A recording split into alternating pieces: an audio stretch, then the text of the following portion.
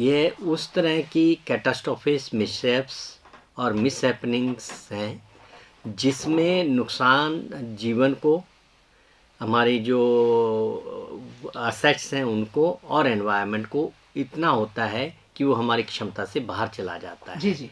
वो परिस्थितियाँ, वो गतिविधियाँ या वो प्रक्रियाएं जिनके वजह से हमारे को कोई नुकसान की संभावनाएं होती हैं, जिसमें हमारे जीवन को नुकसान हो सकता है, हमारे पर्यावरण को नुकसान हो सकता है, हमारी आर्थिकी को नुकसान हो सकता है, हमारी क्षमताओं के बाहर, तो हम उसको आपदा कहते हैं। आपने दूसरा इसमें एक सबसेट क्लासिफिकेशन पूछा, वर्गीकरण की बात।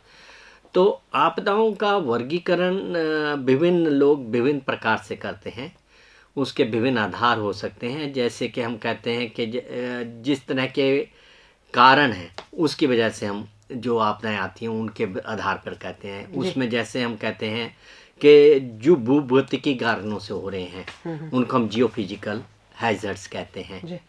इसी तरह से जो मौसमी प्रभाव से हो रहे हैं उनको हम मीटरोलॉजिकल हैजर्ड्स कह देते हैं, या जो जल व मौसम दोनों की वजह से हाइड्रोमीटरोलॉजिकल हैजर्ड्स कह देते हैं। इसी तरह से जो हमारे बायोस्फीयर में होते हैं, जो जीवाणुओं की वजह से होते हैं या एनिमल लाइफ स्टॉक्स की वजह से होते हैं या ह्यूमन जो भी हैं, तो वो बायोलॉजिकल डिसास्टर्स में कन्वर्ट कर देते हैं।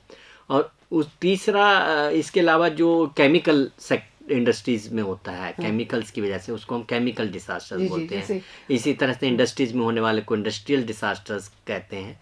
और टेक्नोलॉजी की वजह से टेक्नोलॉजिकल, और आजकल इंटरनेट का बहुत यूज हो रहा है, तो ये भी एक डिसास्टर इसमें भी होते हैं। आपने रिसेंटली देखा होगा जैसा कि हमारे एम्स में डाटा हैकिंग का हुआ, तो इसको हम साइबर डिसास्टर्स बोलते हैं।